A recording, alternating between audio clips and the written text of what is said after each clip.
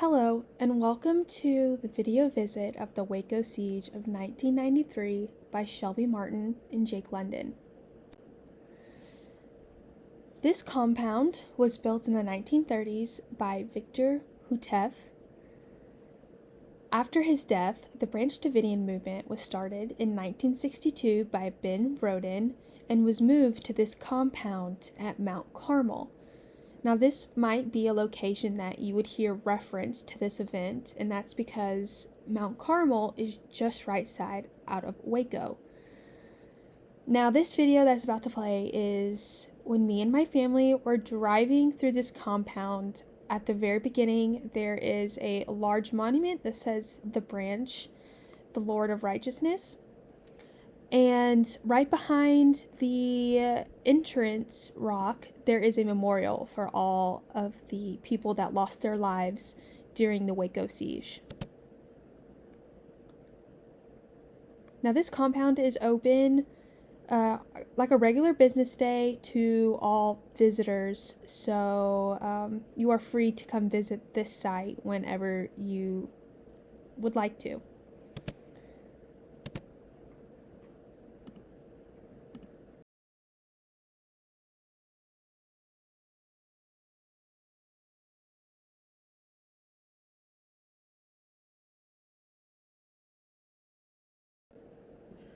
Now, this is the actual memorial of all of the people who have lost their lives. On February 23rd, 1993, the ATF agency raided the compound with intentions to serve a warrant to their leader and founder, David Koresh. On the first day, the initial siege left 4 ATF agents dead, 16 wounded, and 6 Branch Davidians dead and 4 wounded. Now, with this initial siege of the event, the ATF had 80 federal agents pile out of 2 trailers normally used for hauling cattle or horses and raided the compound. Now, they never went and served the warrant before this initial shootout began, and the ATF actually brought in helicopters with snipers on them. So this initial raid, it actually lasted 51 days and in total left 76 Branch Davidians dead. 19 men, 34 women, 23 children, and 2 unborn children, and these are the names that are on this memorial. Here is a closer look at one of the memorials and exactly who is on it. As you can see, they say their death is April 19th, 1993. So, unfortunately, these are the initial people that were killed in this siege. Now, this next video is the driveway leading up to the foundation of the old compound. There are actually people who still live on this compound who are in the religious Branch Davidian branch of the Christianity religion.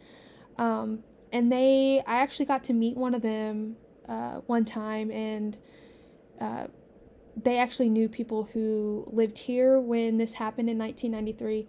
They're very nice. They'll answer any questions that you have. But what this video is going to show you is the foundation of where the compound used to be. So behind this foundation, probably about like 100 feet back, is where the people who are in this religion live today. It's a pretty lengthy drive. It's probably about like a 2-minute drive from the entrance of the gate, and we are, as you can see, there is a chapel that is in the footage, and this has been rebuilt since the fire. Since it lays just to the right of where the old compound used to be.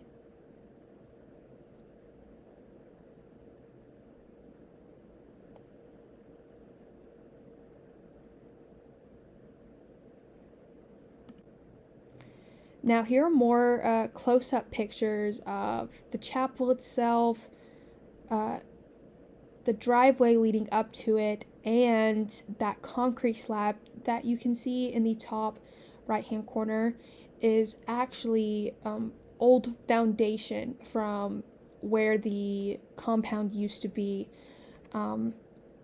On the 51st day of the raid, the FBI tried to evacuate the compound by inserting military-grade flammable gas into the compound, trying to get everybody out in one piece. But what they didn't realize is that under certain circumstances is that this gas can become flammable. So while they were trying to evacuate everyone from the building, they put tanks into the actual compound, which caused the gas to ignite. So the next picture, you can see, the next slide, we'll see more of that.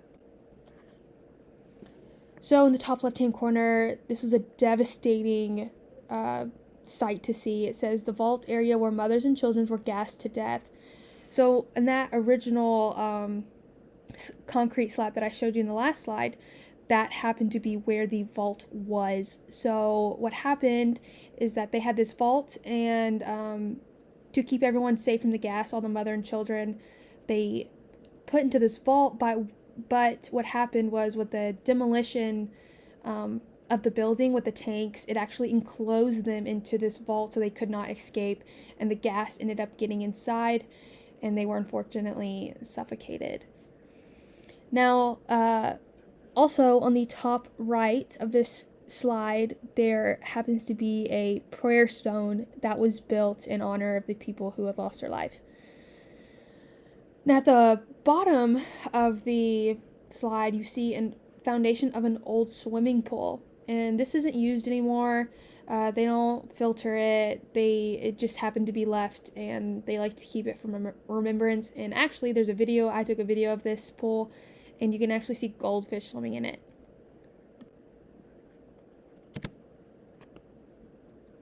So this was a lap pool that they used for all the, children and all the families that lived at the compound to play around and have fun, because it does get extremely hot in Waco, Texas. Okay, so this next slide, this is right in front of where the old compound used to be. I added these pictures because I just wanted to show how beautiful this area is. I don't know if you can see it in the picture, but there were horses roaming around this day. I just thought it would be important to include that, even though there was such a tragedy that happened here and so many people lost their lives, that this was an actual beautiful piece of land out in Waco. So right to the right of where the old foundation used to be, there was a storm shelter and a bus area. As I mentioned in the description, it's about 10 feet from where the original compound foundation was, and at this unfinished storm shelter, that's where they would back the bus into, and that's what they would use to carry their children, and it's just an easier way to have people being transported in and out of the compound. There's a video on this next slide of what the actual unfinished storm shelter looks like.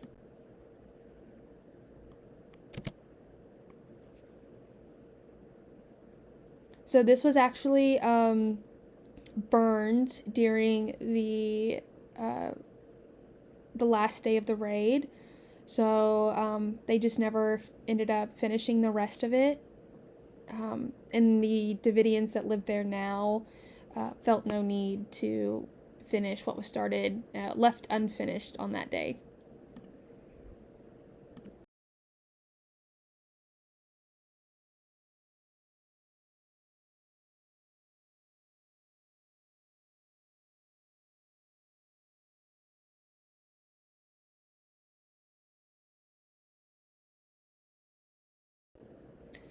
So as you saw in the last two slides, that there was a bus area. So as you can see, this bus was the original bus that got burnt during this initial raid in 1993.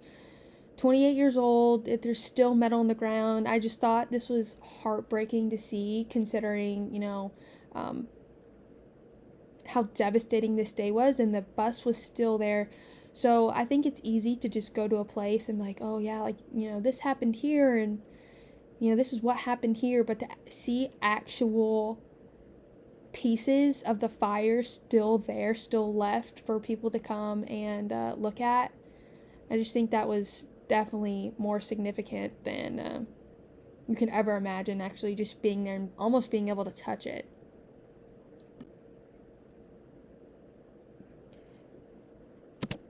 So just to get a better idea of what this storm shelter and bus area looked like, the bus area actually backed straight into the storm shelter. So like I said, the storm shelter was burnt, so this bus was burnt as well with the 51-day siege. So this is a video of the old foundation lines that can still be seen in the grass 28 years later. I think this is also very significant to this place because, like I said before, it's easy to stand in a place where something did happen many years ago, but to still see the old foundation lines of this compound that was burnt and killed many people, it was actually heartbreaking to see. I never got in front of the camera and showed my face or talked, because it honestly just feels like you're dishonoring who died there. Like, you don't want to have fun there. You just want to go there and learn and, find out what happened just by being there. So, in front of the old compound laid 3 memorials, and the first memorial, from the very far left, you can see is a tribute to the people who lost their lives in the Oklahoma City bombing. And for those of you who don't know, the Oklahoma City bombing was on the 2-year anniversary date after the Waco siege happening, and Timothy McVeigh decided to bomb the Oklahoma City Federal Building. And in that bombing was a children's daycare, and a lot of children, a lot of men and women lost their lives. So if you can't see it, I can read it to you. It says, "In remembrance of all the men, women, and children who were victimized and brutally slaughtered in the bombing of the Oklahoma City Federal Building on April 19th, 1995, we pray that they and their families find comfort and peace in our Lord." And I think that was it was very significant to see that there, considering, all those people lost their lives because of what happened in Waco. So, once again, it's heartbreaking to see that, and it's, you can only get that feeling from going to this place. So, the next picture is, a prayer for, all the children that lost their lives, and just comfort for those who come and visit. So as you can notice, there are coins on top of this prayer stone, and these coins symbolizes money for the children that lost their lives. One of the Branch Davidians told us that all of the children loved to play with, all the children that lived at the compound that lost their lives love to play with coins. So I guess it's just been a running memorial for these children that lost their lives. In the very last picture, it says, "Living Water Branch of Righteousness Rebuilding Fund." So once again,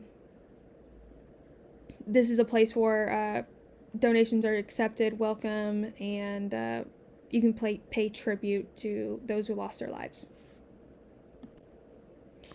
So this last 2 pieces of paper was something that you could receive at the visiting center right at the very, very beginning of the compound. I actually didn't even realize it was a visiting center until my dad told me, and I did not get a video because we had left. But reading from the right page first, this gives the story of Waco and what happened. It it tells about the first day, about how there were 80 men and women on snipers and 3 attack helicopters that wanted to serve in a warrant to Dave Koresh, but instead it ended up in a gun battle, and then it skips directly to the last day of the siege and talks about all those that lost their lives. Also on that same page, it kind of explains how the Branch Davidians feel, what have happened to David Koresh, why this started. It gives a verse in the Bible to give comfort, and it gives you some resources about what to watch regarding this day. Now, on the left picture, this talks about why did Clinton order the Delta Force to take Koresh down. Now, this piece of paper is from the Branch Davidians themselves, so, take what you will and leave what doesn't resonate. But what I loved about this is that at the bottom right-hand corner of that first page on the left, there is a map of the old compound, and it describes everything about where it was set, because obviously these buildings are not there to be seen today, but you can still see some of the old foundation lines. And the beginning of when I talked about the chapel, that was rebuilt in the same spot that the chapel was in originally. So if you look at this map, it'll it maps out where exactly everything used to be. I absolutely love this piece of paper because it really helps put things in perspective, and you're told so many things about this day, from the federal agency side to, what Netflix thinks about it. If you haven't watched it, it's called Waco. It's a great documentary. But it truly just speaks to how the Branch Davidians feel. And I feel like sometimes with these mass incidences, sometimes the story from the actual people themselves is silent. So I love how this explains how they felt about it, what they think happened, and it just gives you a new perspective to this side. So that is my last slide. I very much enjoyed visiting this mass murder site. I think, once again, it's really easy to read about something like this. I think it's easy to sit in a chair in a classroom and talk about these things, but to actually go and visit a place of such significance and honestly such horror, it really, truly makes you appreciate everything, makes you appreciate what you have. It makes you feel much more lost than you ever could being behind a desk learning about this. So I think it's extremely important, if you can, to visit a place like this, and if you're interested, and get the whole story for what can happen. Thank you very much. I hope you enjoyed it, and I had a wonderful time in this class.